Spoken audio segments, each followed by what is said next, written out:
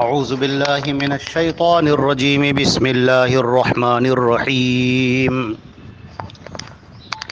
وجاہدوا فی اللہ حق جہادہ واجتباکم وما جعل علیکم فی الدین من حرج ملت ابیکم ابراہیم وسماکم المسلمین من قبل وفی هذا لیکون الرسول شہیدا علیکم وتکونوا شہداء علی الناس فاقیموا الصلاة وآتوا الزکاة واعتصموا باللہ هو مولاکم فنعم المولا ونعم النصیر۔ یہ سورہ حج کی آخری آیت ہے، 78 آپ کے سامنے تلاوت کی گئی ہے۔ اللہ رب العزت نے ارشاد فرمایا، اور اللہ کے راستے میں کوشش کرتے رہو جیسا کہ اس کا حق ہے۔ اس نے تمہیں چن لیا ہے اور تمہارے لیے دین میں کوئی دشواری نہیں بنائی ہے۔ تمہارے باپ ابراہیم کی یہ ملت ہے، اس نے تمہارا نام مسلمان رکھا ہے، پہلے بھی اور اس میں بھی، تاکہ رسول تم پر گواہ ہو اور تم لوگوں پر گواہ ہو۔ چنانچہ نماز کو قائم کرو، زکوٰۃ کو ادا کرو، اور اللہ رب العزت کو مضبوطی سے پکڑے رہو۔ وہ تمہارا مولا ہے، اور کتنا ہی عمدہ ہے وہ آقا مولا، اور کتنا ہی عمدہ ہے وہ مددگار۔ حضرات گرامی، اب یہاں پر یہ سورہ حج ختم ہو رہی ہے، اور اس سے پہلے اس پوری سورہ کے اندر اللہ رب العزت نے وضاحت فرمائی توحید کی اور شرک کی، اور یہ کہ انبیاء کرام نے کس طرح اس توحید کو پھیلانے کے لیے تکلیفیں اٹھائی ہیں، ان کے واقعات بیان کیے گئے۔ اس کے بعد اللہ رب العزت نے اپنی الوہیت پر دلائل ارشاد فرمائے، اور یہ بیان کیا کہ اس کے علاوہ کوئی عبادت کے لائق نہیں ہے۔ اور پھر آخرت میں کیا ہوگا، وہ لوگ جن کی موت کفر پر یا شرک پر ہوتی ہے، زمین پر فساد پھیلاتے ہوئے ہوتی ہے، جرم کو انجام دیتے ہوئے ہوتی ہے، اللہ کے احکامات کو توڑتے ہوئے ہوتی ہے، کل بروز قیامت ان کا ساتھ کیا معاملہ کیا جائے گا، ان کا حشر کیا ہوگا، ان سب باتوں کو بیان کر دیا گیا۔ اب یہاں پر ارشاد فرمایا گیا، وَجَاهِدُوا فِي اللَّهِ حَقَّ جِهَادِهِ، اور اللہ کے راستے میں دین اسلام کے لیے، توحید کے لیے، اللہ رب العزت کی الوہیت کو دوسروں کے سامنے پیش کرنے کے لیے، اور دین اسلام سے لوگوں کو آگاہ کرنے کے لیے خوب کوشش کرتے رہو۔ خوب کوشش کرو، اپنی زبان سے بھی، اپنے ہاتھ پیروں سے بھی، اپنے کردار سے بھی، اپنے رکھ رکھاؤ سے بھی، اپنے برتاؤ سے بھی، اور اپنے مال سے بھی،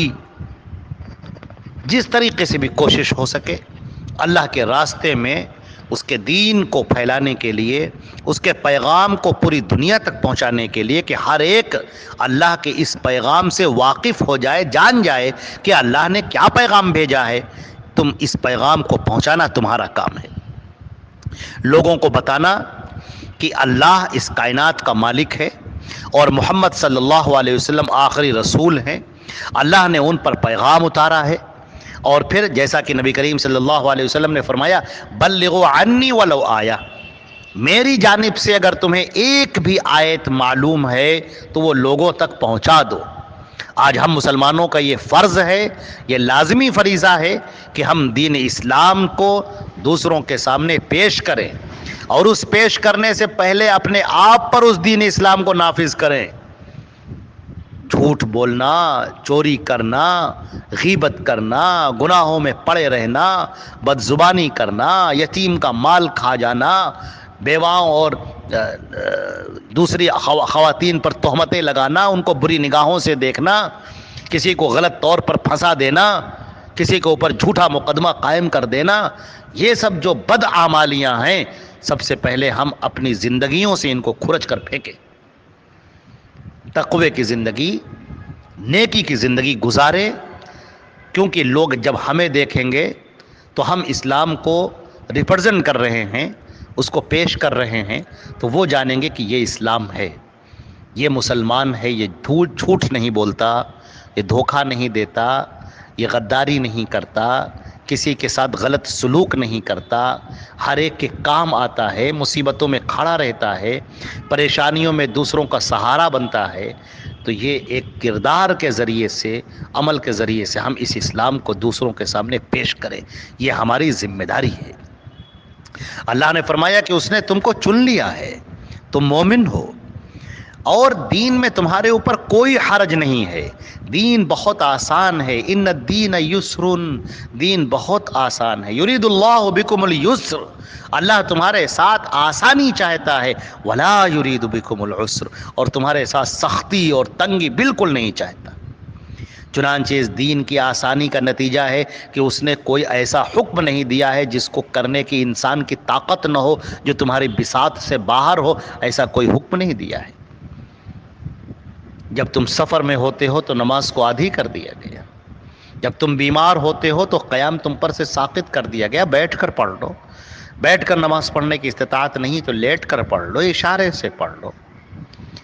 لا یکلف اللہ نفسا الا وسعها، اللہ آدمی کو اس کی طاقت اور بساط سے زیادہ کا مکلف نہیں بناتا، اس کو ایسا کام کرنے کو نہیں کہتا جو اس کی طاقت سے زیادہ ہو۔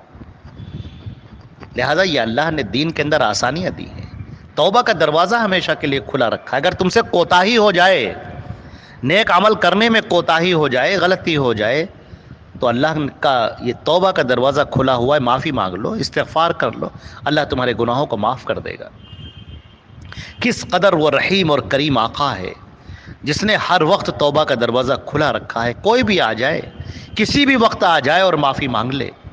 اپنے گناہوں کی معافی مانگ لے، اللہ اس کے تمام گناہوں کو معاف کر دے گا۔ وہ یہاں سے اس طرح سے جائے گا گویا آج ہی پیدا ہوا ہو، سارے گناہ اس پر سے ختم ہو جائیں گے۔ دن اور رات میں کسی بھی وقت تم آواز دو، یہاں کسی سہارے کی ضرورت نہیں ہے، کسی واسطے کی ضرورت نہیں ہے۔ آؤ اللہ کے دربار میں اور کہو کہ اے میرے رب، اے میرے معبود، میرے آقا، میرے گناہوں کو معاف کر دے، اور اللہ تمہارے گناہوں کو معاف کر دے گا۔ اس قدر وہ رحیم ہے، دین میں کوئی تنگی نہیں ہے، دین میں کوئی سختی نہیں ہے۔ ملت ابیکم ابراہیم، یہ تمہارے باپ ابراہیم کی ملت ہے۔ چونکہ اہل مکہ اپنے آپ کو ابراہیم علیہ السلام سے وابستہ کیے ہوئے تھے اور بار بار یہی کہتے تھے کہ ہم تو دین ابراہیمی پر ہیں اور ہم تمہارے دین کو نہیں مانیں گے، تو اللہ نے فرمایا کہ یہ کوئی نیا دین نہیں ہے، یہ وہی دین ہے جو ابراہیم لے کر آئے تھے، یہ وہی دین ہے جو ان کے بیٹے اسماعیل لے کر آئے تھے، یہ وہی دین ہے جو آدم کا ہے، جو نوح کا ہے، یہ ابراہیم کا ہے، اسماعیل کا ہے، صالح کا ہے، یعقوب کا ہے، یوسف کا ہے، موسیٰ کا ہے، عیسیٰ کا ہے علیہم الصلاۃ والسلام۔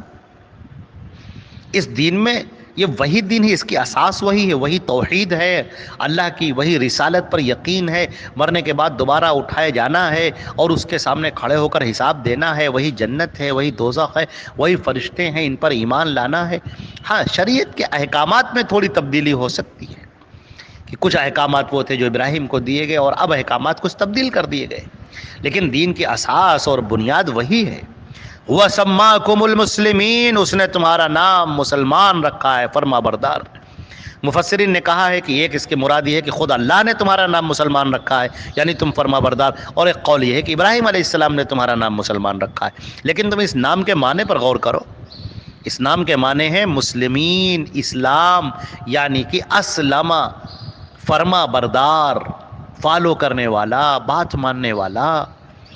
باتوں کو قبول کرنے والا، عملی زندگی میں اتارنے والا۔ تو تم تو فرما بردار ہو اللہ کے اور اس کے رسول کے، تم اس کے حکم کو توڑ کیسے سکتے ہو؟ تم اس کے خلاف کیسے جا سکتے ہو؟ تم گناہوں میں کیسے جا سکتے ہو؟ گناہوں کے دلدل میں کیسے پھنسے ہوئے ہو؟ تم تو فرما بردار ہو۔ چنانچہ اسی طرح سے فرمایا کہ یہ نام پہلے بھی تھا اور آج بھی ہے،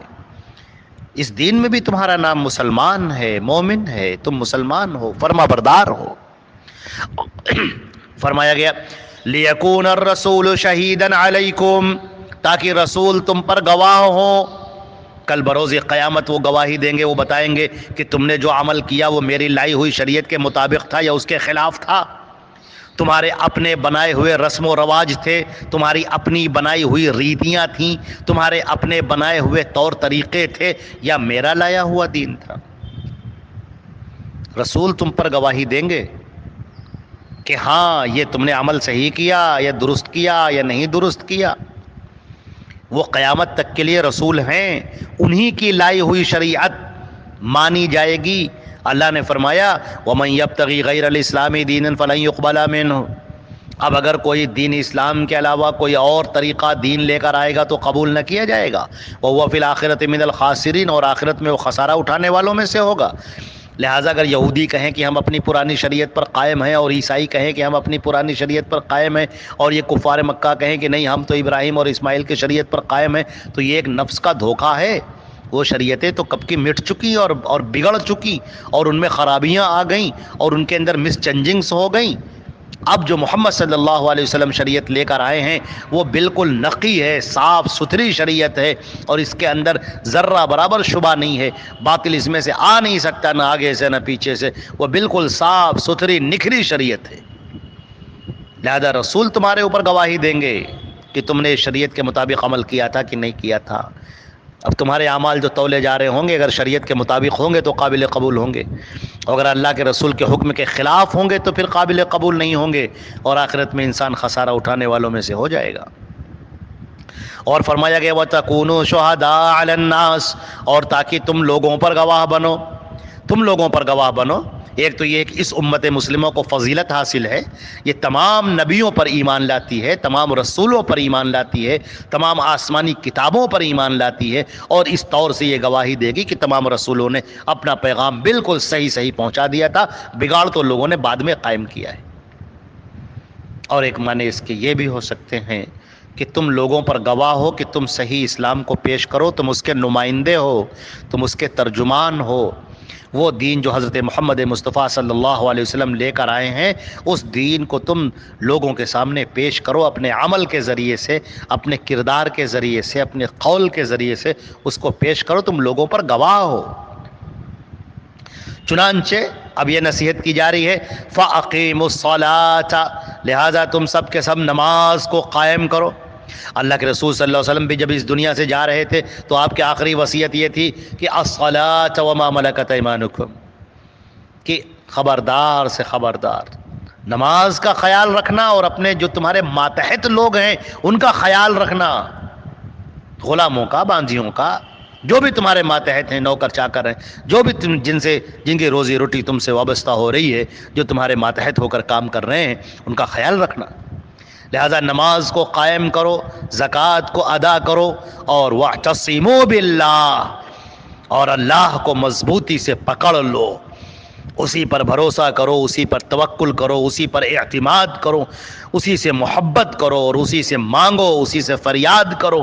اور وہی بگڑی بنانے والا ہے، وہی مشکل کشا ہے، وہی تقدیر بنانے والا ہے، اور وہی اپنے فیصلوں کو، وہ خود اس کے علاوہ لا راد لقضائہ الا ہو، اپنے فیصلوں کو اللہ کے علاوہ کوئی دوسرا تبدیل کرنے والا نہیں ہے۔